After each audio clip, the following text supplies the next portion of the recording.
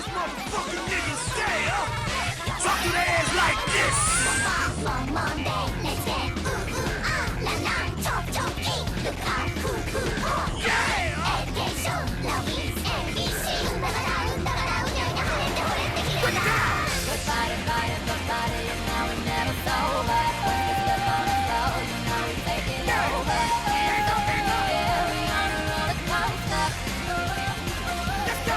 Come on! Get up, don't stop, you can give it all you got. Stop, give it all you got. To the top, you can give it all you got. Okay! Let me hear you say it! Don't stop, you can give it all you got. Don't stop, you can give it all you got. Let's go! You can give it all you got.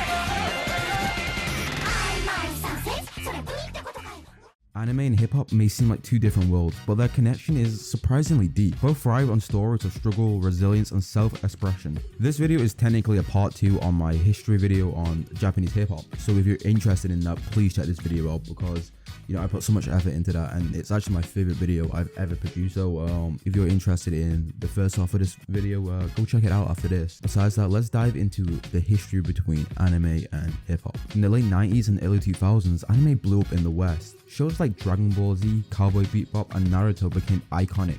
These weren't just cartoons to pass time, they hit people hard with themes of growth, persistence, and overcoming impossible odds. It's no wonder why it resonated with the hip-hop scene. Both cultures tell stories about fighting the impossible odds, which made their crossover feel so natural. Around this time, the internet gave birth to AMVs, anime music videos, where fans would mash up anime clips with music, often hip-hop tracks, creating something fresh that blended both worlds perfectly. What started as a niche became a whole movement, showing how well anime and hip-hop could vibe together.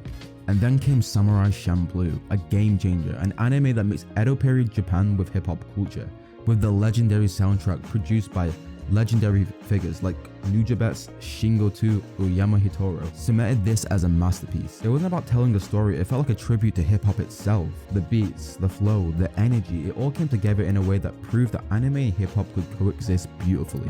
Not long after, we got Afro Samurai, a soundtrack produced by the one and only RZA from the Wu-Tang Clan. For a lot of black anime fans and a lot of hip-hop heads, this was a huge crossover. Since somebody like RZA worked on an anime was next level, it wasn't just a cool crossover, but it showed the connection between anime and hip-hop.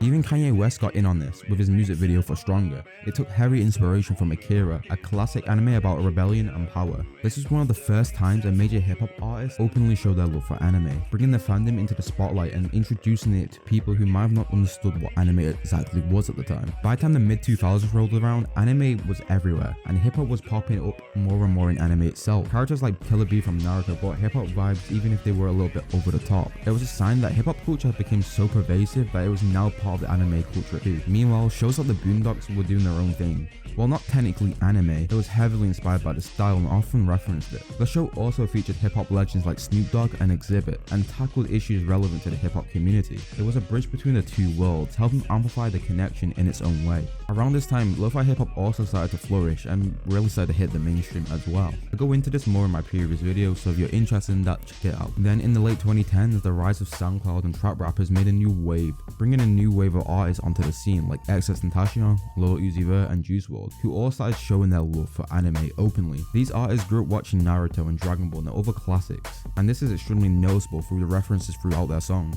Naruto especially stood out because of its underdog story, which hits hard to anybody chasing their dreams despite the odds. Some artists even took stage names from animes like Kid Buu and Kid Trunks, referencing Dragon Ball.